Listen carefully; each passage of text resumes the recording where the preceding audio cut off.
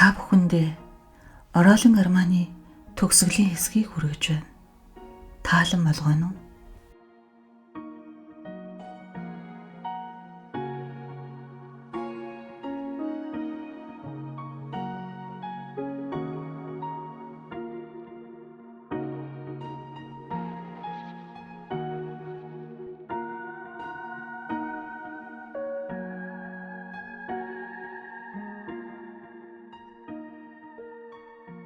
Итали зураачийн өрөөний дэргэд очиод өвгөн үүдийг аяархан онгойлгов. Цонхыг онгойлгож хөшгийг ярсан байх тул өрөөнд сарны гэрэл тусчээ. Миний сүйт хүүхэн Рита Итали зураачийн цээжин дээр дарж хөвтөд өмсөж байхыг харахтаа миний гайхсан төдхөн галзууртлаа уралсныг хэлээд яахав. Бодвол би дуу алдсан байх. Рита толгоогоо өргөж эргэн харав. Яасан аимшигтай юм бэ? Яасан аимшигтай вэ?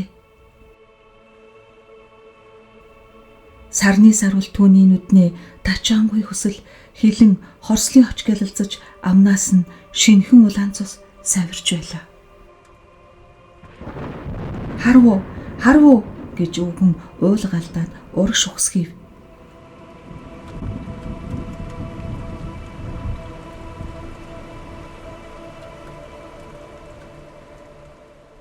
Тэрхэн агшинд хүчтэй салхи хүүгэн хөшиг зэрвэж цонхны хавтас авчин өвгнийг цохиж унгав. Намайг түн туслахаар яаран очиход сарны гэрэл бүдгэрч таслагаанд харанхуй болов. Би бушууханлаа шүтэнц ирж оллоо. Лааны бүдэг гэрэл таслагааг тойруулан харвал хүн алга. Солиот өвгөн ёолон айхалсаар шалан дээрээс өндийж Итали зураач тайван унтаж байлаа.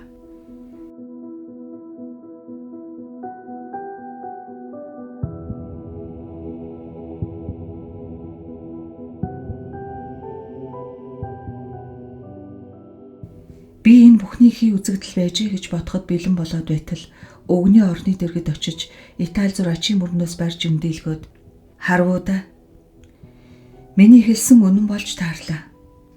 Өнөөх чинь үүний цусыг сорчихжээ гэж тайван өгүүлв. Үнэхээр Итали зураач өгчихсөн байлаа.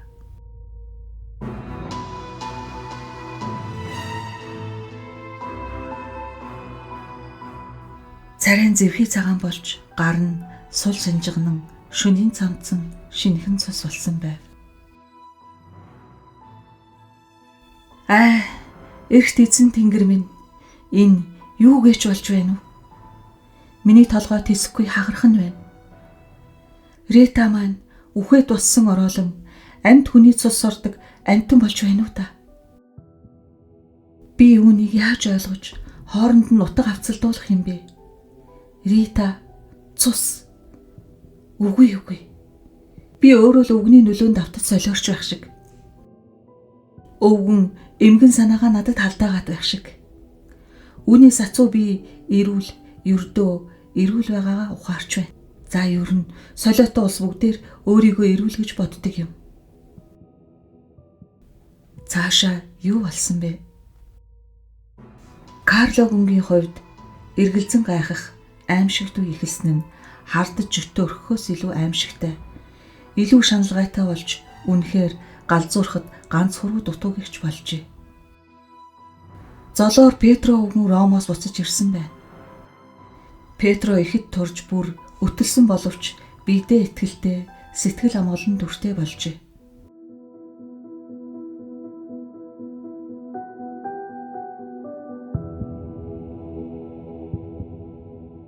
Хорвоогийн амтны тусын тулд хүчин зүтг гэж эзэн тэнгэр намайг өршөөн сойрхож гигийн эцэг ламтан өөрөө ерөөн ажилласан. Би одоо юунаас ч айхгүй. Эрхэм хайрт ноён таныхаа төлөө хар зүгийн бүх ад тэрнтэй тэмцэн.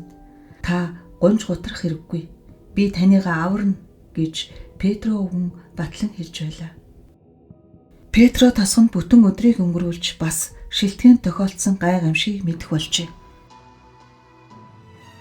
Петро дараа нь пап гэгээний тухай нүглээ намжилсан хийдийн тухай ярьжээ. Тэнд сайхан юм аа. Насаараа суугаад баймаар хачин сайхан юм. Даанч таныхаа төлөө санаа зовоод нааша яаран ирлээ. Тэнгэрийн авралаар хожимдоогүй байна гэж өвгөн үннээ хэлжээ. Петро дараа нь Карлогүнд ихийнхэн нас барсан мэтийн хэрэг явдлыг эвтэйхэн таниулж эхэлжээ. Хайрт ноёныхоо царайнд харамсал, гунгийн шинт тогтсныг ажиж мэдээд "Оо, та мэдх юм байна шүү дээ. Бүгдийг мэдх юм байна. Хэн хэлээвэ?" гэж асуужээ. Карло олон зүйлийг мэдэх болсон өвгөн доктороос уулсан үннээ хэлжээ. Мөн. Тангараа ницснаас болоод солиорсон юм байна. Тэгээ тайцсан бэ? Та мэдхүү гихтэн. Хаашаа ч яваагүй. Манай шилтгэнд байгаа гэв. Ихийнхээ нууц учрыг мэднэ гэж Карлогийн үннээ хэлсний дараа Петро энэ хорвоод ороолонг дарах эрхэм үүрэг хүлээснээ шууд хэлж Карлог тусална уу гэж гуйв.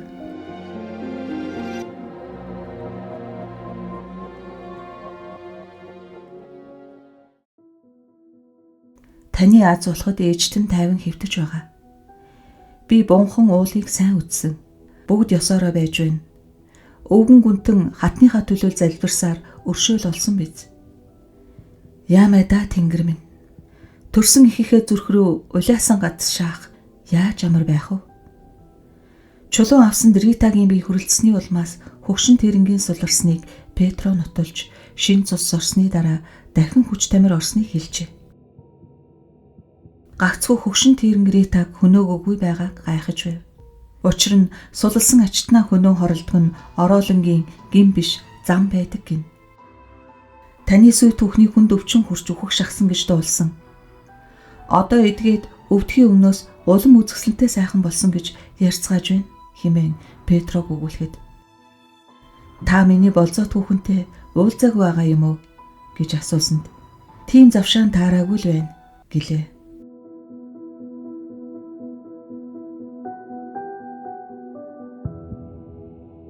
Одоо би яавал таарах вэ? Өвгөнд ажигласнаа ярьж, айж, сэжиглэж байгаагаа хэлэх үү? Эсвэл илүү дутуу юм бодуулахгүй дуугүй байвал дээр үү? Нөгөө солиот өвгөн доктор маань яагаад ч юм хот орсон учир ингэхэд илүү зохимжтой. Одоохондоо дуугүй байхаар шийдлээ.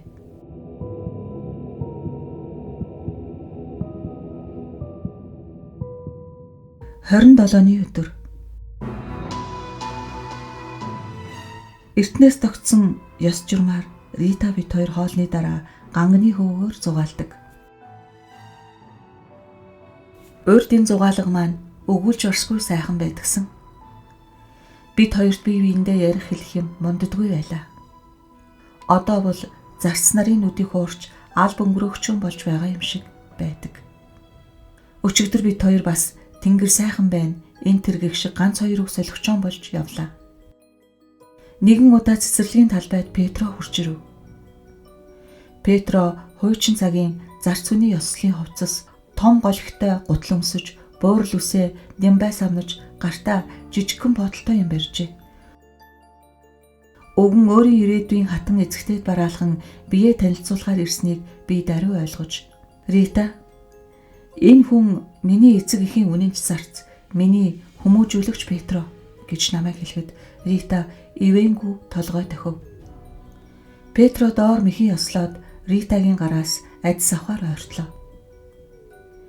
Ритагийн гар урдынхаас их өөр болсныг би анх удаа харж гайхан эвгүрхэв. Урд зөөлөн хумстай ягаан хуруу байсан бол одоо хатуу хурц хумстай цагаан хуруу болсон байв.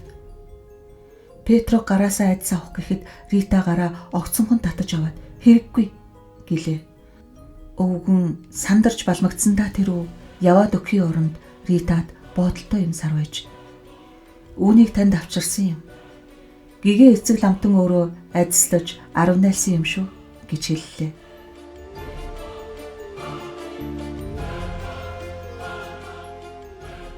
Рита хажуу тийш огл өсрэн зайлж хорсон хилгэнсэндээ царай нь татгалзсан мөрөж Танил цаашаа тэнийг өгөн гэж нэг хачин шүд зууж хилээд дотгошоо орохоор түргэн алхлан одов.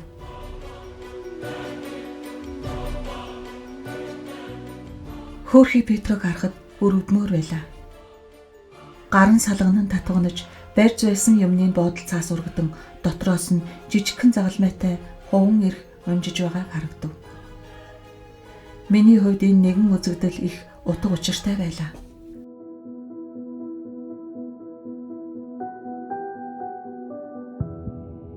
Рита одоогийнхоо орсон байдалд пап гигантны адилслан аруунайлсан эрхийг авч чадах уу да? Тайвшир Петро, эрхээ надад өгч.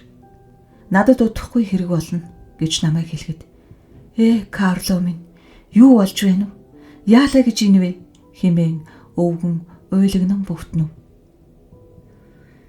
Болдоо өвгөн ах минь, сэтгэлээ барь. Энэ бол та хожимдож өвгөн Дракулагүн хийдгээ хийж өөрийгөө суллсан хүнийг хөнөөснийг баталж байна гэв.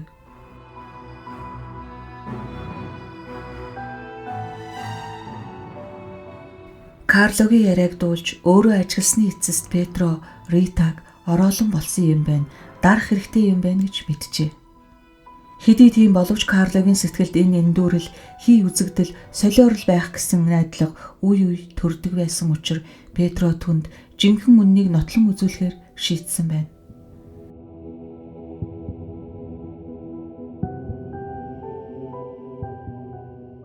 Гари уншгаа төр зогсож хэрв та нар уйдаагүй бол тэмдэглэлийн төсөглийг завсарлалгүй шууд уншиж болох байна гэсэнд мэдээжээр бид юу болсныг мэдхийг хүсэж байна гэж Джеймс бусдыгаа төлөөлөн хариулв.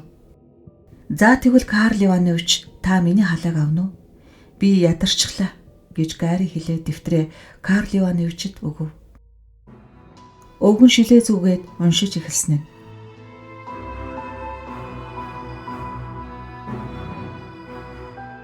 Петро Ритаг хичээнгүйлэн ажиглаж харуулдах болов. Ороолонгийн нойрсох цагийг дугандах авсандаа өнгөрүүлдэг гэж одоо бат итгэж байлаа. Рита авсаа их хайрлан хамгаалдаг нь учиртай. Өнөөш нь бид хоёр очиж үнийг баттай мэдэж авна.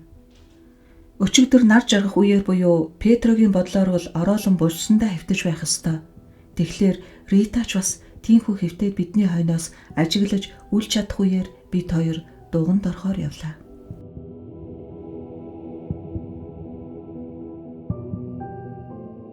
Чимээ энергүй байлаа.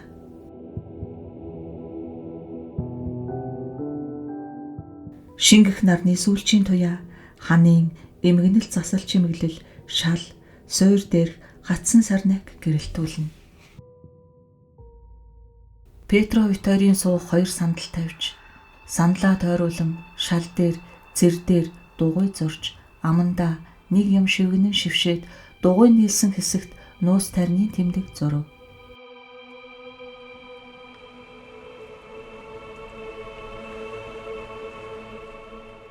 Хагас цаг өнгөрлөв. Чимээ энергүй. Нар жаргаж, бүрэнхий болов. Тэр дор авс. Хар шагаар бүтээсэн зулын суур бараагнан харагдана. Аймаар зөвүүн муухай болж ирлээ.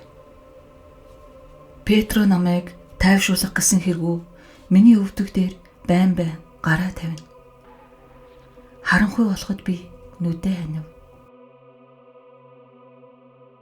Нүдээ нээхэд дугныг сарны туяа гийгүүлсэн байх өгөөд сарны гэрэлд юм бүхэн жигтэй хачин дүрийг олгооч.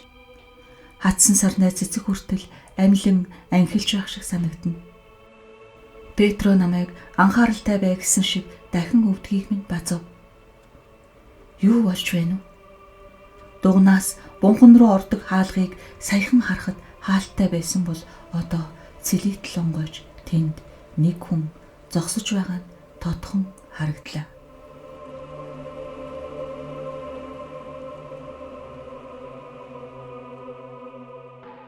Тэр бол хар хилэн хувцастай, хүзүүндээ үнэтэй алтан гинж зүүсэн өндөр буурал өвгөн байв.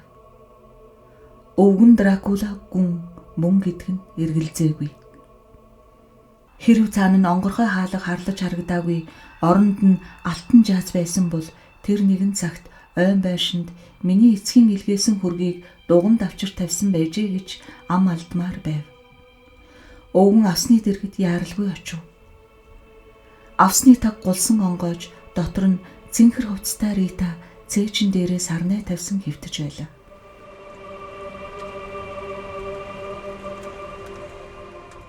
Рита нүдээ нээж царайд нь баясгалан тэнэмсэглэл тодрон.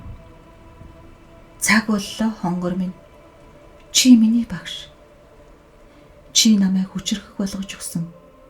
Би чамд хайртай гэж хэлээд өвгөн тийш гараа сунгав. Рита өндийч суулаа.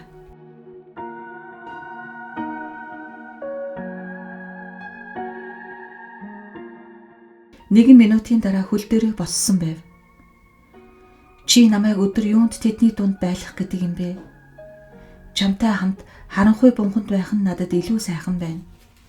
Тэдний дунд байхад зөвүүн хэцүү байх юм. Одоо тэдний энд байгааг мэдэрч байна гэд сэтгэл түгшин ийш тийш харав. Хаа настаа тэднүүс наашаа ирж зүрхлэхгүй. Петро үед хоёр амьсгаагаа дараад сууж байлаа.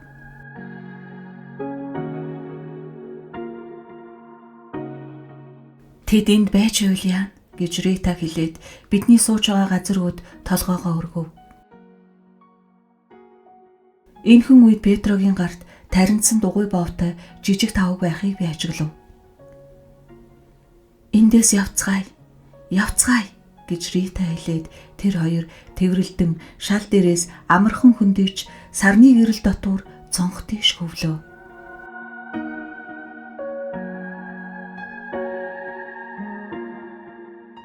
Хэсэгхэн зур гэрэл халхалагдаад дахин гэрэлтэй болов. Авсны таг таглаатай хаалга алтай байхыг бид хоёр тодхон харлаа. Сая үдсэн бүхэн зүүч шиг санагдана. Хүлээцгээе. Зуны шүн богино. Тэднүүс удахгүй эргэж ирнэ гэж Петро хэлв.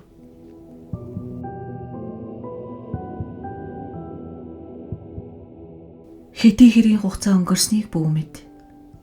Миний нуруу янгинаж, хөл хөшөж, толгой даагдахгүй хүнд болжээ. Хажууд ялзарсан хүүр байгаа юм шиг илжирхий муухай өнөр тодхон мэдэгдэнэ.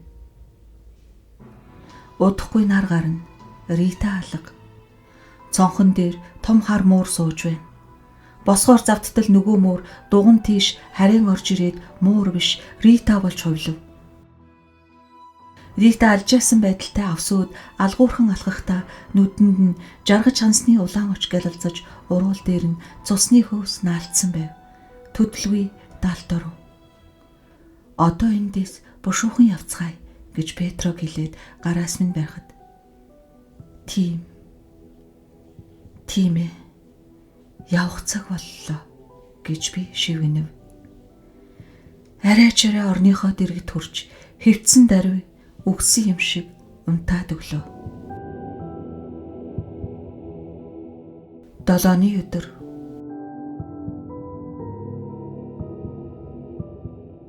Бид үзээгүй юм үзв. Мөн ч хэцүүхэн шөнө. Ритагийн анх босож ирсэн шөнөөс аимшигтай гэж. За, дэс дараагаар бичиж.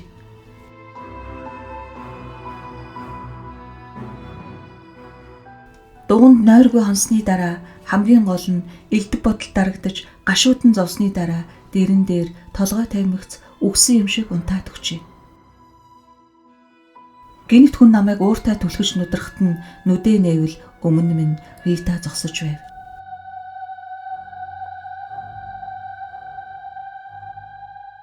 Хилэгнэд тачаадсандаа нүүр аман татгонон мөрөж хурц хумсаа миний гарт шигтгэжээ.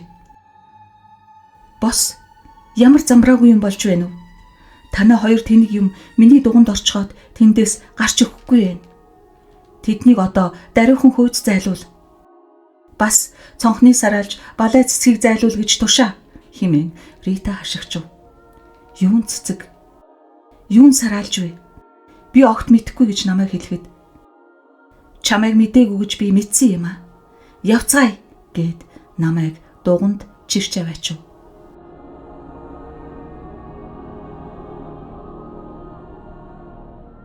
Солиот өвгөн доктор маань дугны зонхонд модны ураар сараалж захиалж хийлгэх гэж хот орсон юм санаж. Одоо тэгээд Петро тэр хоёр сараалжийг цонхонд тавьж бас газар сайгүй хэлхээ цэцэг үлгэж байгаа юм байна. Тэр цагаан цэцэг нь саримсны цэцэг гэдгийг муухай өнөрөөр нь даруй танилаа. Зайлуулгаж тушаа. Зайлуулгаж тушаа хэмээн Рита хашгичгт нь "За тэгье Рита, би тушаая. Маргааш зайлуулна" гэсэнд "Үгүй, өнөөдөр одоо даруйхан" гэж Рита шаардав. Өнөөдөр орой болжээ. Удахгүй нар жаргана.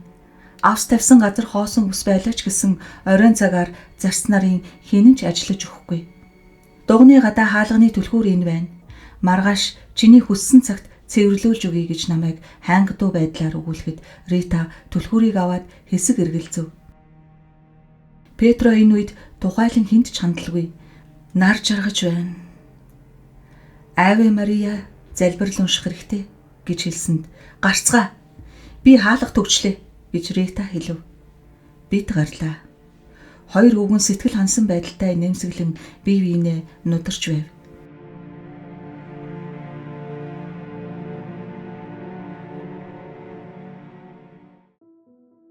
"За Карло, одоо ажилдаа оръё.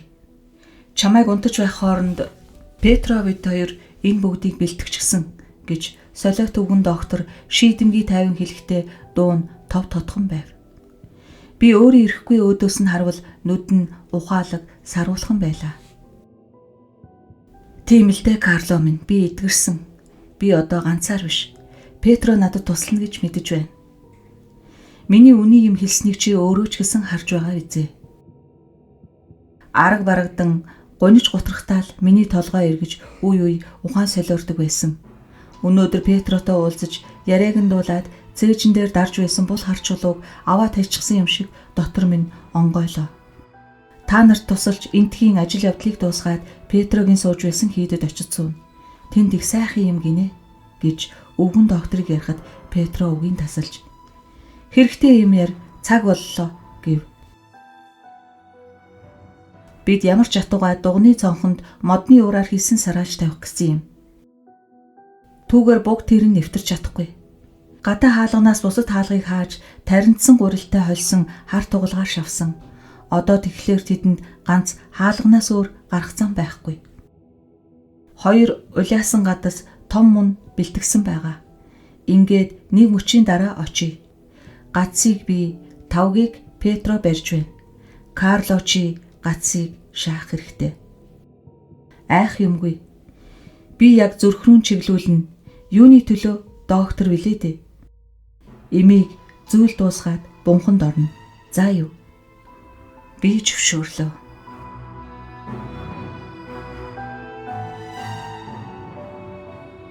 Бидний шилтгэнд ороход хүнгүй байв. Зарц нарыг зориуд явуулсан бололтой. Хоёр өвгөн мөргөж эхлэв. Би цонхон дээр суугаад нар жаргахыг харж байлаа. Тэгтэл миний цээжинд урдын юмны дүр зураг ээлж дараагаар урган тодров.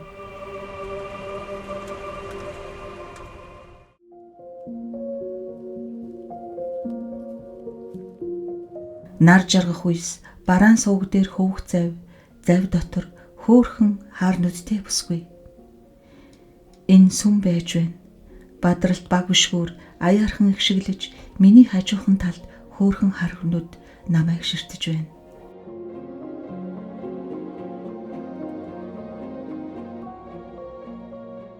Мөн тэр хар нүдэнд хайр инхрийллийн туяаг ийж зөөлөн гар нь надад хүрэх сарнай цэцэг ангилахыг би мэдэрч байна. Удахгүй энэ хар нүдэн хүүхэн миний хайр тэхнэр болно. Явцгаая гэж нэг хүн хэлээд миний гараас хөтлөн явлаа. Хин яах гэж хаашаа хөтлөн явна вэ?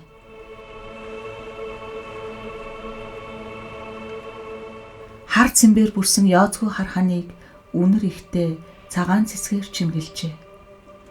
Мөнгөн авсыг гоёмсог сайхан хатгамалтай бүтээлгээр хучиж дээр нь сарнай цэцэг асгажээ.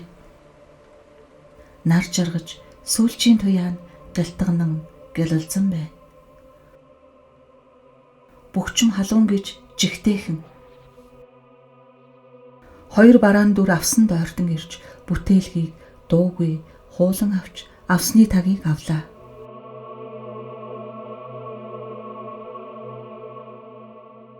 Авсан дотор цагаан торгон дээр торон сүлжмэл тууз бүч болсон миний хайрт хүний хөөхөн толгой хэвтэж байна. Хар үсэндээ хатан хааны титэм шиг харагдах сувдан сам хатгаж ягаан уруулын завсраар цагаан шүд гэлэлцэн. Сувг дээр сүм дуулцаж байсан дүр зураг миний цээжинд дахин тодорч санчигны сутас луг цохилно.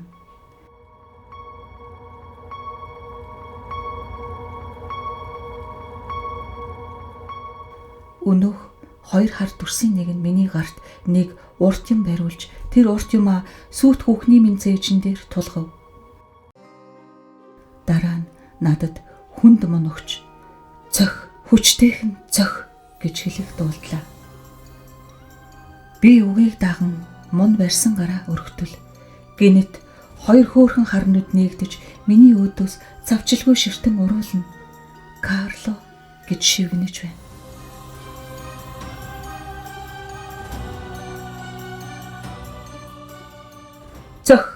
Цох гэсэн дуу чихэнд хангинав. Би мунаа дахин өргөсөнд хөөрхөн харнууд уйдгартай сүмэж уруула гунигтай жимэж жижигхэн цагаан гараа арга тасарсан байдалтай өргөжээ. Нэгэн минутын дараа мун шал дээр төчгөнөн өнөж би өөрөө авсны сүрийн шат дээр очив.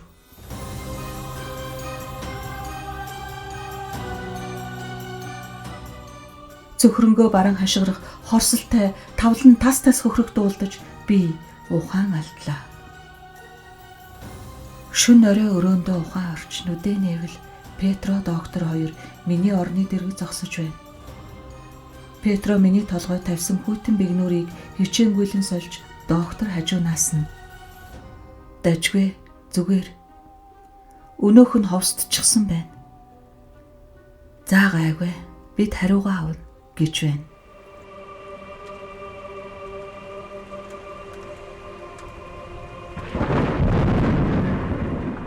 Гинт шилтгэний дээгүүр айх мэд хүчтэй ширүүн салхи шуурч хаал өгөөд савчин хавтас хаалт тас няс хийж зарц нарын сандран гүйлдэх дуулдлаа.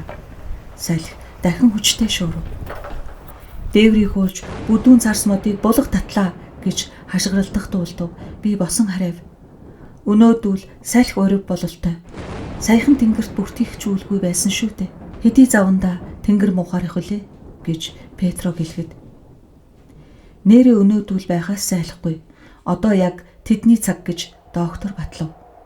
Тэр хоёр дараа нь ухаан алдсан намайг дугнаас гаргаад хаалгыг тэр даруй хайж урд нь бусад хаалгыг битүүлсэн шигээ таринцсан гурилтай хар тугалгаар шавсан гэж надад ярьсан. Одоо тэгээд ад тэрэнгүүд гарах газар олдохгүй болохоор догшин хуй салхи урьсны нэнд байжээ. Гинэт дээр нь шилтгэний байгаа хадан уул оройноосоо суурай хүртэл хаг өсөрхнүү гэмээр их хүчтэй аянга нэргэх аимшигтэх чимээ дуулдав.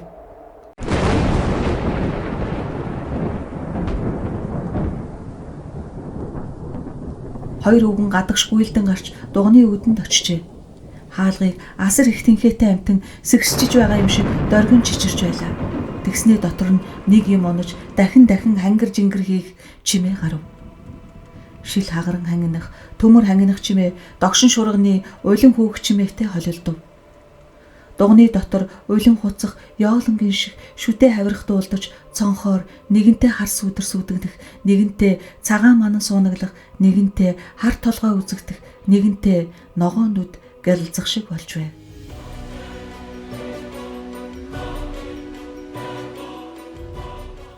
Аимшигч шуурга нүүр нүдгүй догширч байлаа. Хаалганы нугас одоо юуг тасрах нүг гэмээр хуучин муу дуун тэсэхгүй нурж хэмхэрхий хилтерхийн биднийг дарж олох болов гэмээр бодож байна. Буурал үсэн өргөлзөж гэлэнгийн дээшиг хувцсан дэрвэлцэн Петро хаалганы өдөөс харж тарин шингээсэн боовтой тавга толгой дээрээ барин бат зогсжээ. Царайд гүн сүжиг бат зориг хослон туяарна. Доктор ад тэрэнгийн замыг өөрийн биеэр халахлах гэсэн шиг загалмай цовдлуулсан мэт хөсөр тэрийн хөвтжээ. Аянга дахиад түрүү чигээсээ илүү хүчтэй нэргэж би дуганы үүдэн дунав.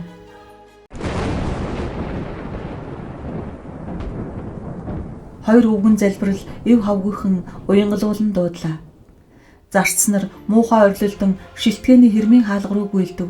Тэднүүс үхтлээ айж тосгон зүхтэн очих гэжээ. Догшин шуурга гинт намдав.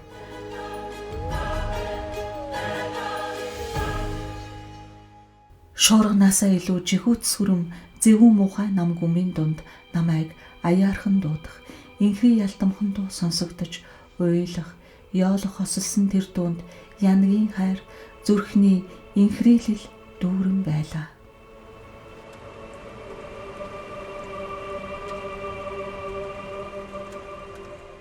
Би өөрийн ирэхгүй өндөв. Тэрхэн хоромд дээрээс минь нэг хүнд юм дарн намайг газарт нааж доктор сүртэй ширүүн дуугаар хэвтэж бай. Бүх хөдөл эсвэл хоолойд чинь энэ хутгийг шааж орох шүү. Тэнгэрийн нэрээр ам алдъя гэж хэлээд миний хүзүүнд хүйтэн төмөр хүрхэн мэдэгдэв. Хаалганы цаанаас улам өрөвдөлтөй, улам инхри ялтамхан гуйхдуулдана.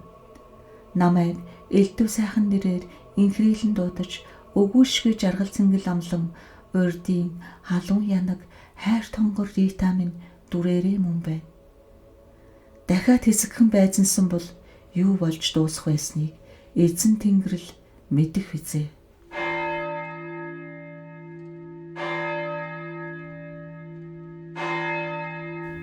Миний азуулахад сүмийн хонх хангинуулан цохих дуу дуулдаж дахиад цохих дуулдав.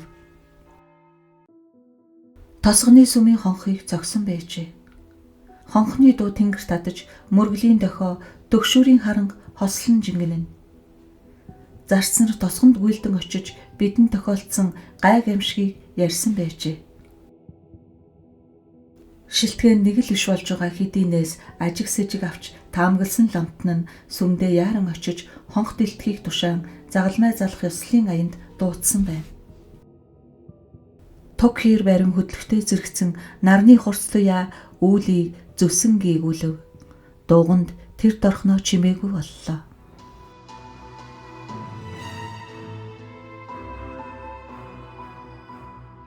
Хонхны дуу ялгуулсан уянгатай жингэнэв. Аврагдлаа, ам гарлаа химэн хоёр өвгөн шивнэж бид гурвал өвдөх сөхрөн мөргөв.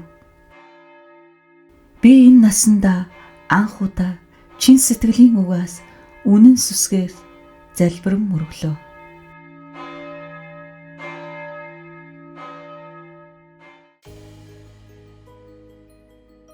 Бүр хожим энэ тэмдэглэл дээрээ нэмэх юм багхан үлдлээ. Бид сэтгэл таашраа дууныг онгойлохгүй, осолтой юм хийхгүй байхаар шийдэв. Ад тэрэнгийн хүч тамирыг судруулахын тулд бид тэднийг салгаж, өөрөөр хэлбэл өвгөн Дракулыг дуганд оруулахгүй байх арга бодов. Хоёр өвгөн эндэж дуган ба бунхны хооронд дотоод хаалгыг битүүмшлэн тариндлгүй оргисноор өнөөдүүлд хүч авсран хөнөөх боломж олгосон гэмээ хүлээв. Бид бунханд гүнзгий булшухаж Америкаас авчрав гэсэн бичээстэй чулуу авсыг тэр нүхэнд болсон. Петро доктор хоёр урд манай эхийг таринсан шигээ тариндан шившжээ.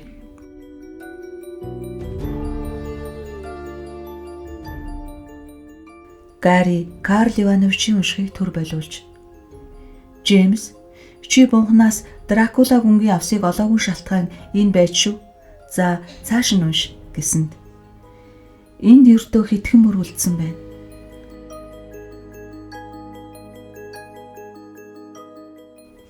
Бид гурвал хийдэд сууж, урд бидний дотны хайрт байсан хүмүүсийн төлөө мөргөн залбирна.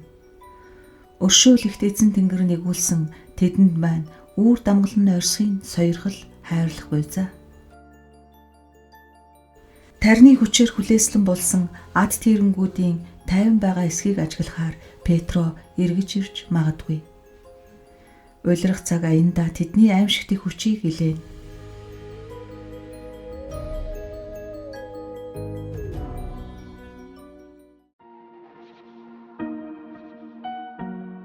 Бүгд дуугүй болж Карла гүнгийн эмгэнэл туйцаа яг сэтгэлдээ бясалгав. Нилээд дуугүй байсны эцэст Гари эхлэн ам нээж. Үүн дээр л тэд эндсэн байна. Ингээд би та нарт үүнийг үзүүлэхээ мартчихъя гэд халааснасаа нэгэн урт цагаан юм гаргаж ирэв. Тэр бол эмэгтэй хүний сувдан сондөр байхаагаад тээгийг нь ногоо нүдтэй могоон толгой байдлаар маш уран нарийн хийжээ. Чи үүнийг хаанаас олов вэ? Наадах чинь Америкаас аваачсан Мария Дракулын сондөр мөн шивдэ гэж Джеймсийг асуухад хуучин худгийн ханыг цөмлөж байсан тэр шин хог дотроос үүнийг олж халаасандаа хийгээд таг марцсан юм. Өнөөдөр л миний гарт дайрлалаа гэж Гари хариулав. Сувдны сайхан тээгийн уран хийцтэйг бүгд гайхан багтлаа. Уг нь энэ сондөр хуучин худгийн яралт хэвцэн чихтэй үлдсэн бол дээр вэжтэй гэж Джеймс санаа алдан шивгэнэв.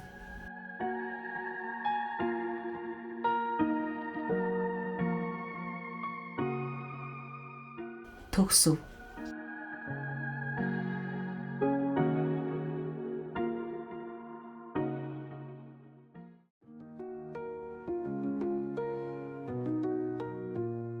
Та бүхэндээ Ролан Арманыхаа төгсгөлийн хэсгийг хүргэв. Бидэнтэй үргэлж хамт байж дараагийн бас нэгэн гайхалтай зохиолыг үргэлжлүүлэн сонсхийг хүсвэл лайк, шеэр, бас subscribe хийхээ мартаоцай. Баярлалаа.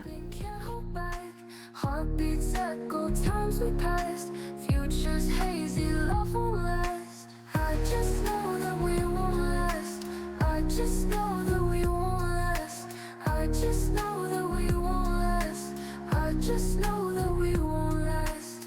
Once we laughed and danced all night. Now the flame has lost its light. Empty spaces, endless fight. Can't turn wrongs into right. I just know